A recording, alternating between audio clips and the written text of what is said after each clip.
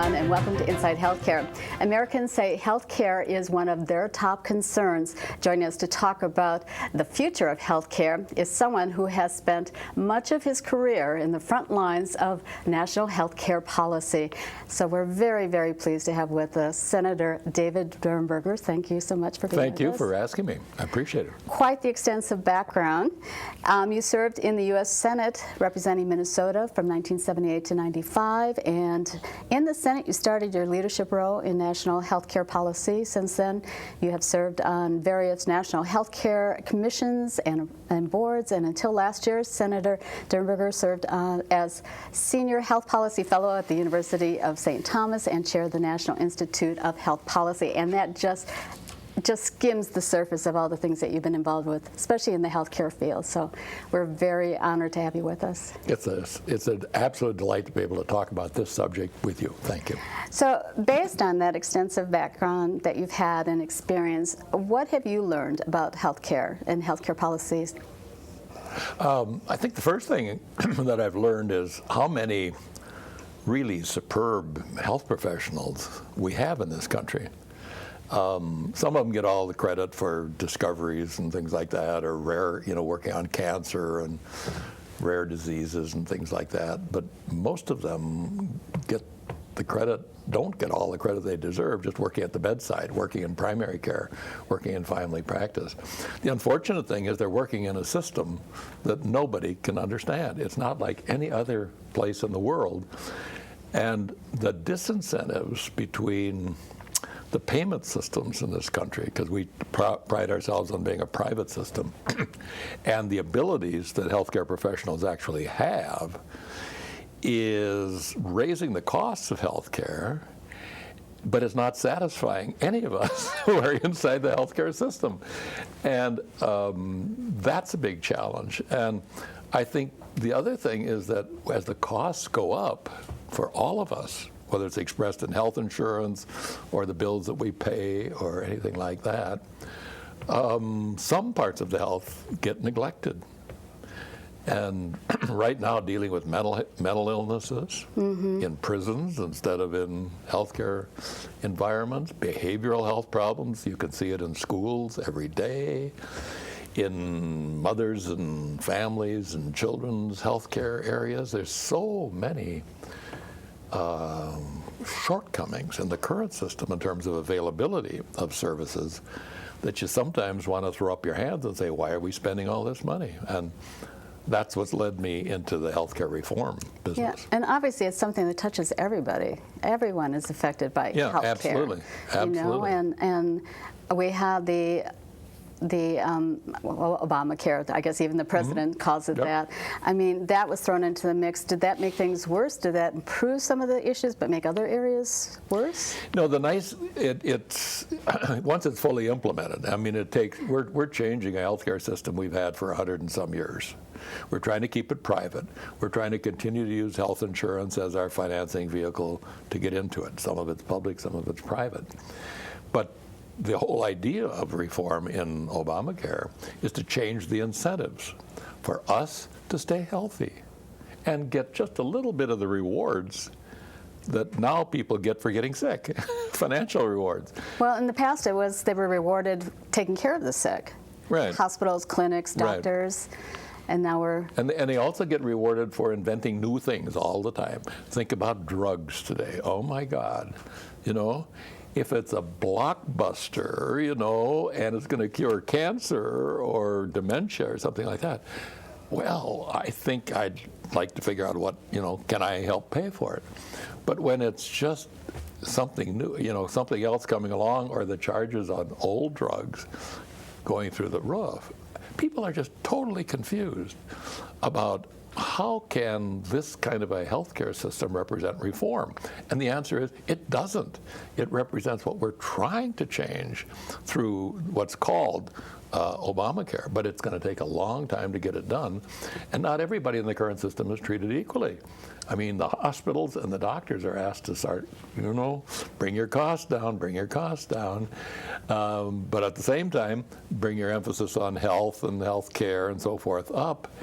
And there's some people that don't have to quite play by those same rules, and most of them are in drugs, devices, or diagnostics in one way or another, because they are paid per episode of care. And if you're a radiologist and your business is providing diagnostics, MRI, CT scans, whatever the case may be, we see them springing up all over.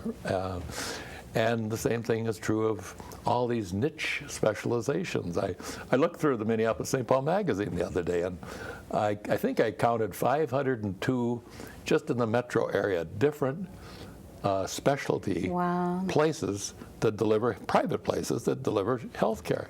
And no wonder the system is difficult for us to think about. And when you're saying private, are those for-profit versus nonprofit? Most of them, yes. I mean, everybody who is in the provider side is getting paid money for it. If it's an organization, a clinic, or whatever it might be, of course they're all for profit. But the problem isn't, the fact that somebody is for profit rather than not for profit, because both of them end up getting paid roughly the same for doing the same thing. The question is, what do they do?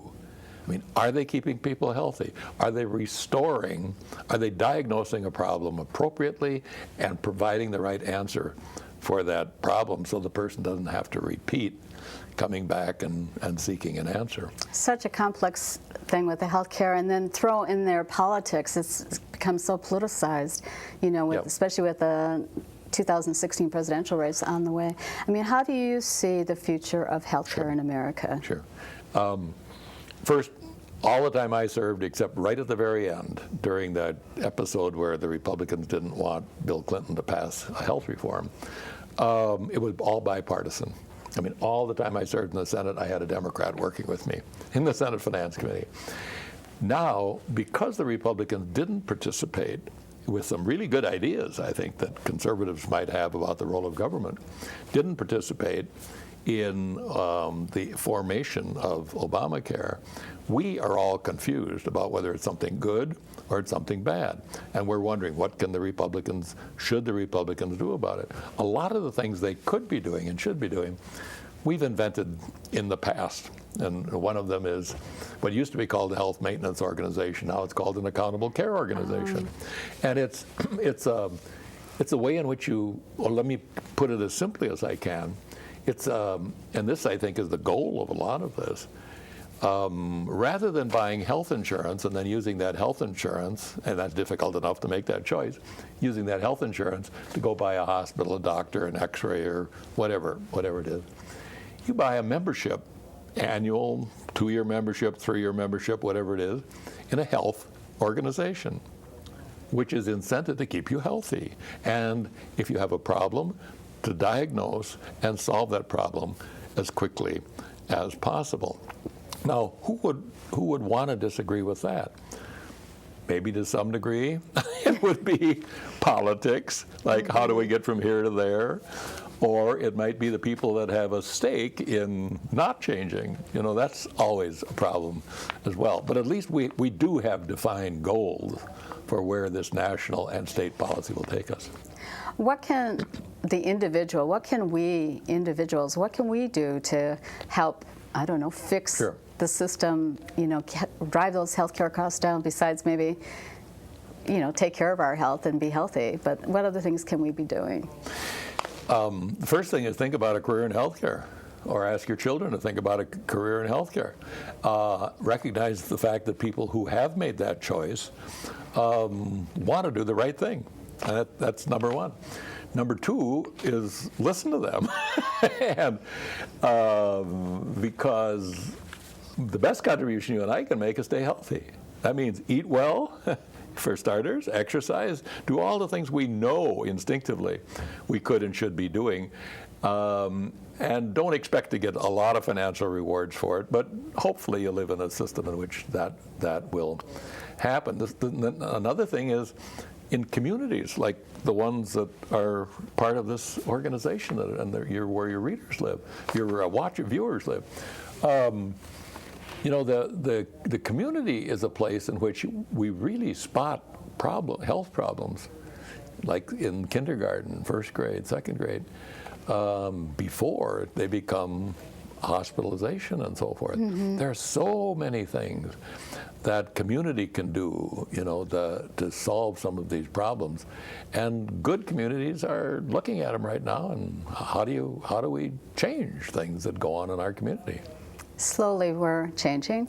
Yes, I think so. Yeah. But it's interesting when I go from one community or the other at someone's invitation, you always find people that are eager to do something to help those that are less advantaged than they might be, or to cure a particular problem that has occurred in their family, and they find that there's dozens of people with that same problem living in that community, or to create a community that is welcoming to those who have solutions, and to work to organize community to deal with these things. There's so much that we can be talking about, so I'm hoping we can get to some of it. We've been hearing a lot about, during the presidential race, about Medicare, how different candidates say that they can fix it. What would you say is the answer to fixing Medicare? Sure. Medicare is probably the best program we have going if our goal is to change this whole system so that we start financially rewarding quality and value for money. Medicare is one of the best things we got going because it's the least expensive way to get there. Medicare also has been organized over the years to deal with focused incentives for HealthCare, and now under Obamacare, it's directly moving in that direction. The question is, how do we get into the Medicare program? Is it always going to be a government program? And in 1985, we experimented with privatizing Medicare, and we went to health maintenance organizations, or HMOs, in this community. Yeah. 55% of the people in 1985 signed up for an HMO. So the fact that they can be private organizations, like what's something called Medicare Advantage, that's a possibility. But today we're paying a lot more than we should. We paid 95% of traditional Medicare payments to these what we're now called accountable care organizations, and they changed everything. So we can save money by going the direction of a reformed private Medicare. Do you think eventually we will go to a single payer kind of a system in the United States? I think we passed that. It's a good question about single payer, because if every single vote in the House and the Senate to pass Obamacare was a liberal or a Democrat, and you'd think they would have gone to single payer. But to their credit, they recognized America's different. And we ought to be able to figure out a way to create a uniquely American health system that doesn't cost so much and produces more by way of good health and good health care than the one that we have. So the answer is no, we're not going that direction. But unless everybody cooperates to get us where we could go in creating this unique system, it's going to be really tough to hold back some of the forces that would say, it's a heck of a lot simpler to go to a single payer like everybody else in the world, and it costs a lot less too. Final comments, takeaway for our viewers about healthcare, the future of healthcare. Well, it's, I talk about encouraging people to go into healthcare. I've got my oldest of my 12 granddaughters is right now preparing herself for a career in healthcare. I'd encourage everybody I could to do that. I would encourage people to take responsibility. I mean, there's enough information out there on how to stay healthy and how to encourage other people to stay healthy, and how to help your community work on problems that only community can. So, just get involved in some way and encourage the health systems that you use to do something about the simplest thing that we can't seem to get our hands around, which is information. Why can't we, in this day and age when information is forced on us, right through our handheld, why can't we communicate consistently across, our primary care persons and our specialists and our hospital and our insurance company? What's going on here? So, this is why I say there's nothing but opportunity out there for people that can come up with ways in which we reduce the cost and improve the quality and satisfaction of you and me and everybody else. I love that, looking at it as an opportunity instead of going, oh, what the heck, I mean, there's nothing we can do about it. Oh, yes, nothing but, yeah, right. Well, this has been great to have you with us, Senator. Thanks for asking me. Thank you so much. Really appreciate it. My pleasure. Thank you. Now, everything you were going to do someday is on the calendar. Introducing a new day of the week. Someday. Want to retire someday? You'll want a My Social Security account to help you get ready. Get yours at socialsecurity.gov. Accidents are all too common during the holiday season, and too many people find themselves needing emergency care. Dr. Michael Bryant from the urgency room stops by to give us some advice for all of us on how to avoid ending up in the UR or the ER. So thank you so much for being with us. Thank you for having me. Really appreciate it. So I think people might be surprised by some of the causes of the holiday injuries, and one of them right at the top are falls. Why don't you tell us about that? Well, with the snow we've just been having the last few days, it's really been at the forefront of what we're seeing.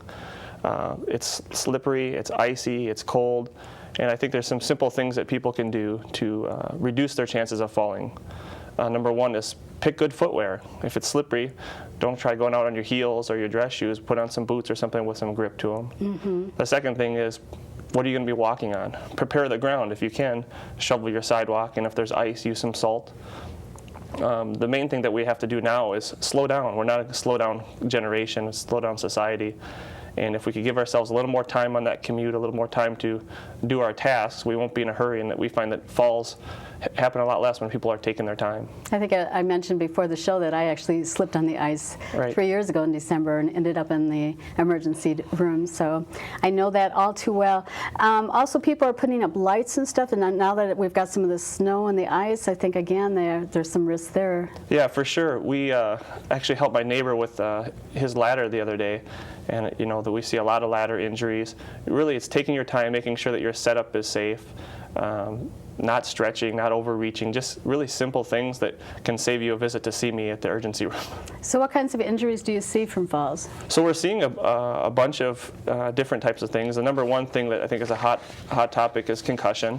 I saw just a couple people the other day who had fallen, and it was not the walking and chewing bubblegum thing, but I was walking on my phone and was distracted and fell down. And sure enough, they had a headache significant enough to call it a concussion.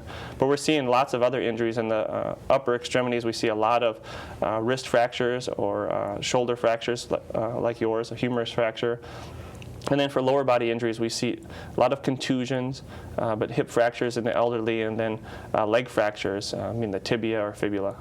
So maybe also too, if they were more of an elderly, maybe it's not a good idea to go out when the weather's like it has been in the last couple of days here. Right, we do see a lot of injuries on Sundays with folks getting out to church or to the mall, and we ask people to take some caution. If it snowed, wait till later in the day, wait for the roads and sidewalks to be prepared, because it's just getting to the car and into the shops and such are where people are falling. So one thing you don't do though is tell a Minnesotan to stay inside, because we know exactly what they're going to do. They're going to head right out.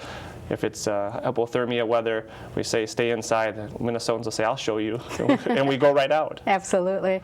Another cause of holiday injuries that we've seen and we hear in the news, sadly, it seems like every year we hear of a case like that with carbon monoxide poisoning. Mm-hmm. What do you see in the urgency room? Carbon monoxide is kind of a silent killer. It's really subtle at the beginning.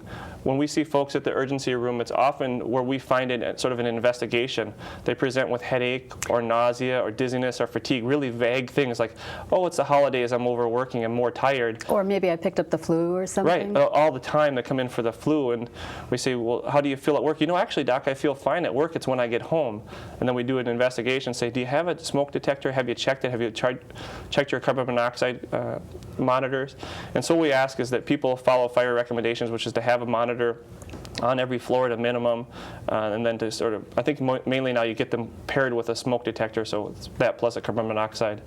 But if folks are having recurrent headaches, and with this furnace season, and it seems to be get better when they get out of the house, it'd be definitely something to consider.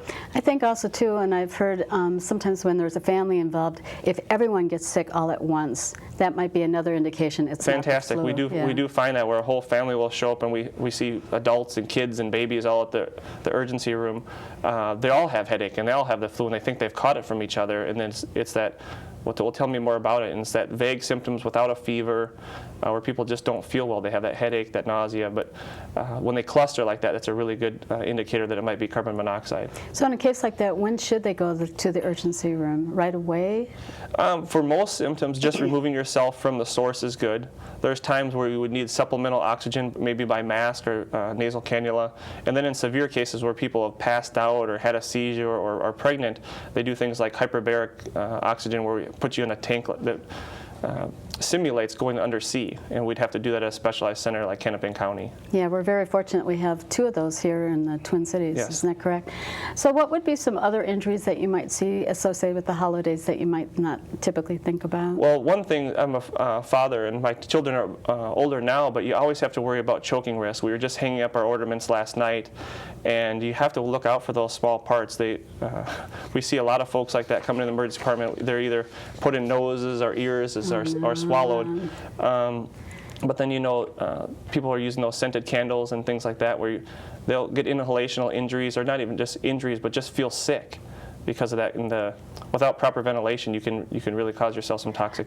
So the candles, I wouldn't think of, I love having the candles, especially at this time of year. So they give off a toxic chemical that we should be aware of? Yeah, they give off toxins, and I think you have to read the labels for which ones. I think as newer ones are being developed, they're being cautious of that, but making sure that you have them in ventilation, and then use them sparingly and give yourself space from the ventilation area where you're not essentially huffing or inhaling right off the candle, because they do smell good, but it's counterintuitive. It might add a nice scent to your house, but you don't want to be taking in straight vapors. And I would think that some people may be at a higher risk, maybe a child, or maybe someone who's pregnant or yes. compromised Same thing with lungs. the carbon monoxide poisoning. We really worry about the elderly, the pregnant, and the children. So that in the background of people who have asthmatic, COPD, those type of things, where they're going to have bronchioles or airways that are more sensitive to that type of thing. Maybe not light the candles this year then. No, perhaps not. So, and then also when we think of candles, there's that risk of fire, but we also have, seems like almost a third of all the fires happen during this time of the year, and they seem to increase. We do. We have more flammable things around. People are decorating and having lights, and the LEDs don't burn as hot as the older generation things, and trees are fireproof these days. But if you have some of those older generation things, or you're stacking gifts or paper, and then with the Christmas candles and such, you're really creating the perfect atmosphere for a fire. So again, minimize that, and if there is a fire, seek help right away. Yes, the simple things, Smoke inhalation is more dangerous than the fire sometimes. Right. So this time of year is a great time to remind yourself to go ahead and check your smoke alarms and your carbon monoxide detectors. What other advice and tips and what type of other injuries are you seeing during this time of the year in the urgency room? Well, a lot of things tend to show themselves during this season. For example, back injuries. I was out shoveling just this morning, and we see tons of people at the emergency department and in the urgency room for back injuries, low back injuries. You've got a wrong size shovel, you're using improper mechanics, and you're in a hurry. So you're bending and twisting in ways where your body perhaps isn't ready for that. You haven't shoveled for, well, it's Minnesota, maybe 3 months or 6 months, but we really need to use those proper mechanics, and with this heavy wet snow especially, folks find out how fit or not fit they are when they have snow aerobics, I call it. And we do see folks who develop. That's a good way of phrasing it. We don't have a snow blower, so I call it snow aerobics. Kids, it's time to go do some snow aerobics. Make it fun, huh? Yep. So we shovel together, but we do see a good number of people presenting with chest pain. That's been their stress test, which they failed. So that people need to be. I ask them to be aware of their bodies, and if they're developing shortness of breath, it's not just fatigue or exercise intolerance, but man, I'm having a heaviness in my chest.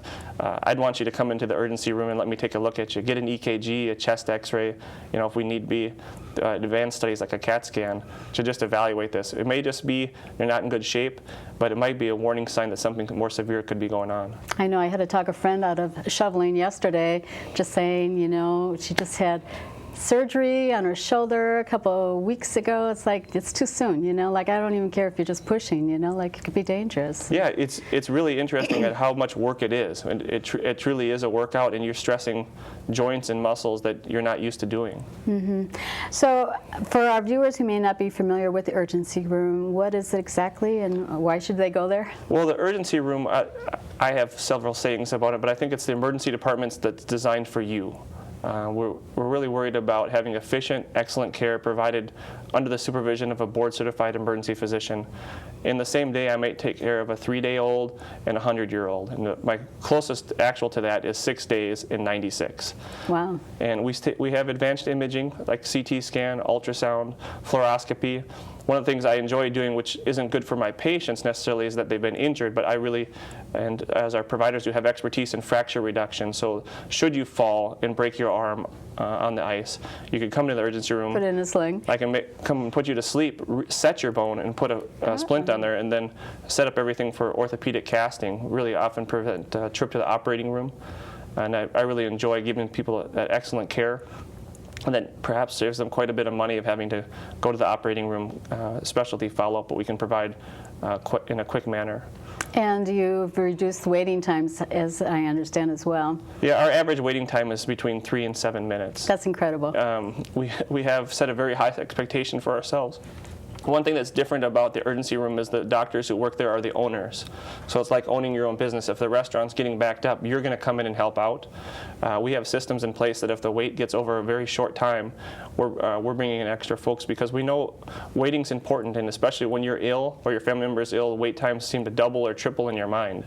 You're anxious, you're worried, do I have cancer? Am I going to die? Can someone treat my pain? I call those the essentials of emergency medicine, and people don't want to wait for that. And when one of my family members have been patients, I want to bring them in the back door or the side door, and we created the urgency room to sort of give everyone that VIP feel. So you come in, it feels more like a spa up front.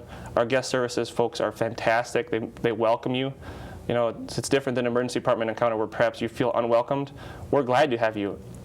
When I greet patients, I say, I'm Dr. Bryant. I've been waiting for you. I'm glad you're here, because we really enjoy what we do there. That makes them feel really good. And you have a couple of different locations. We have 3 locations. Our oldest is in Woodbury, and then followed by Eagan, and then Vadnais Heights as well.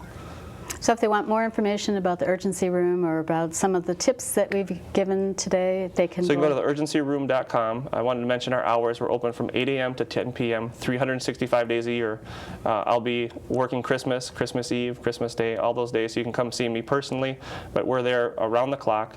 Again, the urgency room, urgencyroom.com. All right. Thank you, Dr. Michael Bryant. Thanks for having me. It's been a pleasure to have you with us. Appreciate it.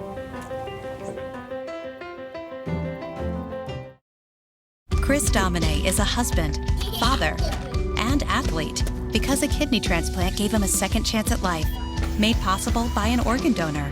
Imagine what you could make possible. Learn more and sign up as a donor. Go to organdonor.gov. This holiday season, many local families will have food on their table thanks in part to hundreds of volunteers from across the region who participated in a huge community event called Feed My Starving Children's 4 Million Meals. We have 20,000 volunteers that have gathered together over 4 days to pack 4 million meals, which is pretty incredible because it will feed 11,000 kids for 1 year. It's probably exceeded expectations. We've had a wonderful partnership with all the churches in town. The Woodbury Community Foundation has been involved.